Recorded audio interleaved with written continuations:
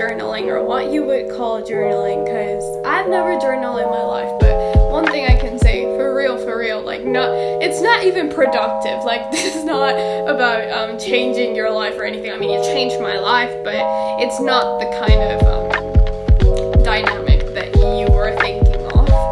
So I wanted to explain how certainly using blank notebooks, like the ones you use for drawing or painting and stuff, how they helped me and changed my life. And I'm serious about this because not many things have changed my life. Not books, not series, not movies, food, perhaps. I don't know. But yeah, I hope you enjoy. You know that when you're sad, you say a bunch of stupid nonsense. Yeah. So, for example, like I had to make it clear for me, because if I couldn't get professional help, then I had to say, hey, cuckoo, what's going on in here? Are you okay? No? Then why? And I wrote, for example, I have nowhere to go, and then I wrote, I don't have the grades or wealth to live or study anywhere. It's not as productive as writing a solution, but it sort of cleared it out. Because then it wasn't, I have nowhere to go. No, yes, I have somewhere to go. It's just that this limitation and this limitation keeps me from this certain goal. I think that's a better way to see it, and like an objective way to see it, in the sense that it doesn't sound so doomed. It just sounds realistic. So I started doing that, which is a dynamic that you can do. It, like, instead of just venting everything, like, I was really putting it one by one with arrows to like a translation, basically. Whoa, I had many of those. Wait a second, I'll just show you in pictures everything that I've done. You can pause it, so you read, you sort of take the idea.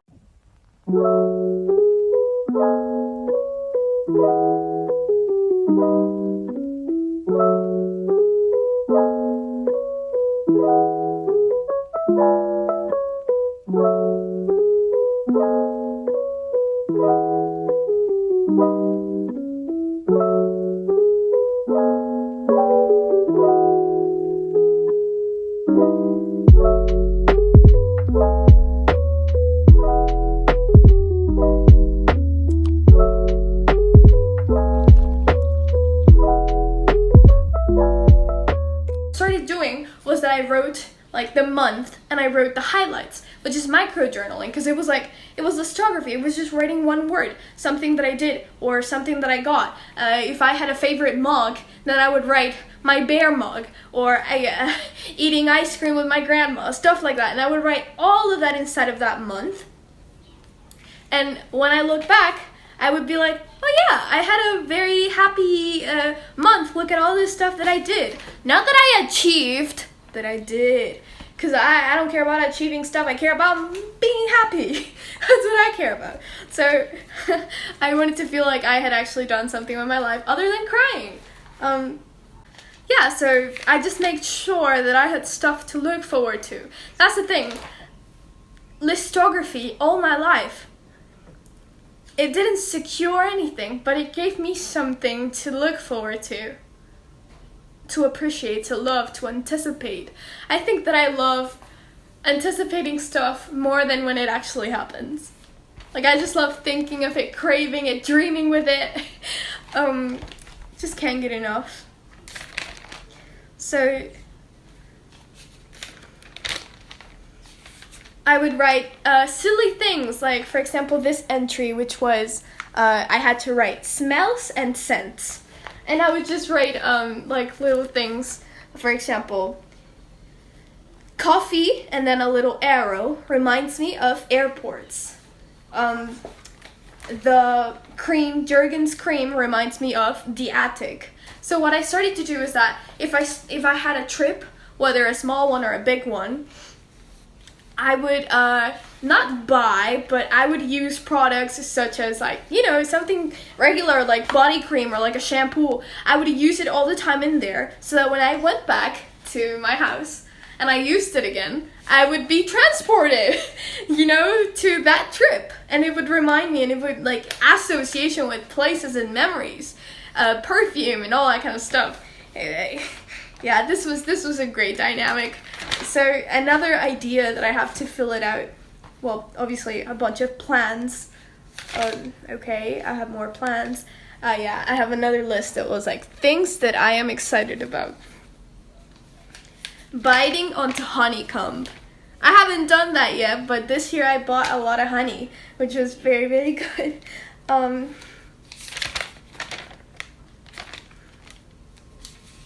Gordonelle asked my happy place, which was my uncle's house in the beach. And I would write down like an ode to that place. It was basically, this notebook was full of things that made me happy, that I could read or go through and remember what cheers me up, what lightens my mood, what makes me feel less heavy, what makes me feel more dreamy, more hopeful, more positive stuff. This was all a bunch of positive stuff. Turning 18, and I wrote things that I wanted to do when I turned 18. Unforgettable memories, and I wrote all of the experiment. It was sort of like a scrapbook kind of hybrid thing, and I needed to learn English because in my country, like, schools don't teach you English that well. So I had to learn it on my own because, well, I have a liver transplant. I have to go to Boston Children's Hospital every year. And I needed to learn it to understand what the heck doctors were saying. So I decided to mix two things. This is a good idea if you want to learn a language and if you want to fill up an empty notebook. Okay, so what I did is that I grabbed the actual books, like my own school books from previous years that were they were English books, like grammar books and literature books. You're probably not gonna like this, but let's talk about the books that passed away to a better life, because I can't find them, so okay, so the first book in which there was no urge for me to change my life or anything, I just wanted to write, was when I was little. I didn't have much to do. I had already finished the entire shelves in my school's library. Yes, I was basically like Matilda, you could say. Except not as smart. But whatever. I got to read many, many books, and so I got to write many, many books as well, or stories. What I will do is that I will have, we would go to the book fair once a year, and in there I bought the exact same brand of illustration books. Not illustration, they were sticker books. I mean, they had illustrations and you could paste the stickers, and what I loved about this kind of book is that unlike other books and games in general all my life, like I've never liked any of those like puzzle or color in the number or follow the dots. Like, I don't like people telling me how to do things or what to do. Like, I just think it's not creative. Like, it's just boring. Like, yeah, I know the hat is supposed to go here, but what can I say? I'm a unicorn. So, I can't be held tight. I need to run free. Seriously, I do.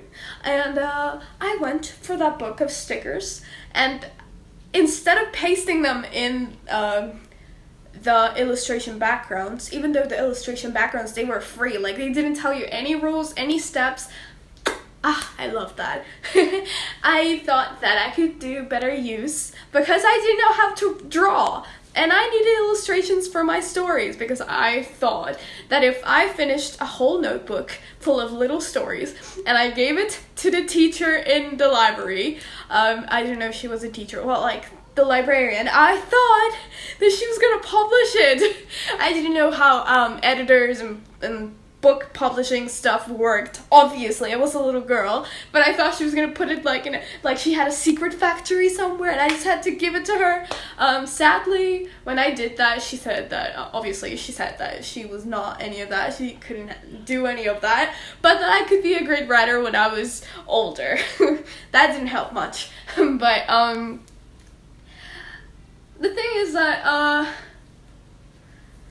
so I started writing little stories of fantasy just because, and I started pasting stickers in them. And what I started to, I came up with an even bigger idea. I was like, you know what? This is boring. It's like I'm telling myself which sticker has to go where. So I was like, let's do another dynamic, which you can try out if you write, and if you don't, then it's also very random and cool. I just grabbed stickers and I pasted them around, like in all the pages. And from there, I would write a story based on the stickers, and I would go on, and I would have to make a story based on the little illustration I had.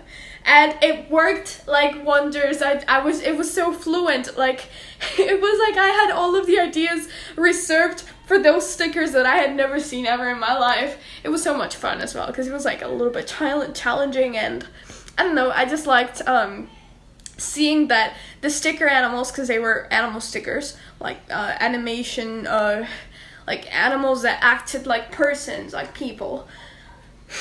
It was so cool, like, to see that the stickers had a story beyond their looks, if that makes sense. Like, this was not a bear with a hat, this was a character. So I just brought them to life, and it really helped me because I didn't have that much friends back then, and that was a good way of both like practicing and putting my brain to train, and it's just a creativity exercise, I guess you could say. You can try it out, you tell me how it goes. On listography to make myself feel much better. So I started writing down every single tip that I heard from YouTube. I started watching YouTube in a different way, writing stuff down. I had never touched a book because I always waited until I went to Boston, because there's not bookshops in Panama. So, and if there are, they're super small and in Spanish, and yeah, there's not the books that I want, basically. So I always waited once a year to buy books in there. But this year in quarantine, I was forced to download PDFs, which I think is a less romantic way of reading books, because you don't get the scent or the touch of a book. But I had no other way to do this. And I read Big Magic. Oh, sorry. I didn't mean to hurt you. I read Big Magic by Elizabeth Gillies. No, that's the singer, Gilbert. No, not Gilbert Blythe from Anne with an E. But I wrote down everything that I learned, because I couldn't highlight it, or I couldn't have the physical book. Like, that PDF was gonna get deleted someday, so I had to save it. And by writing it down, it made me memorize it even more, and I have it here. It's like a compilation of so many teachings and so many reminders, so many good things, so many affirmations, in a way, unconscious, like that's what they are. So much gratitude, like without, not in the way as you know it, or not in the way as most people do it. But yeah, that's what I did. I hope that you enjoyed the video and that you can feel much better. You can get out of whatever rut you're going through. I got you, okay? And it's super cool that you wanted to do something about it. And because of that, you have a prize. I hope I pronounced that correctly. I don't mean that you have to pay anything. I mean that you have a gift, which is to see the final What is that? Oh my. Never mind, I look like I just got a mutt, or like I'm one of those superstars. Yeah, this looks like trash. Oh my god. Expectations versus reality. Okay, it's not that great, but I'm still super cute, so you get the prize of well, I mean, quite nice, huh? Thank you for watching. Thank you for trying to do something about your sadness, or whatever it is. Lack of motivation, lack of inspiration. Pinterest helps me a lot. And YouTube has helped me a lot. and that's why I just wanted to get a YouTube channel.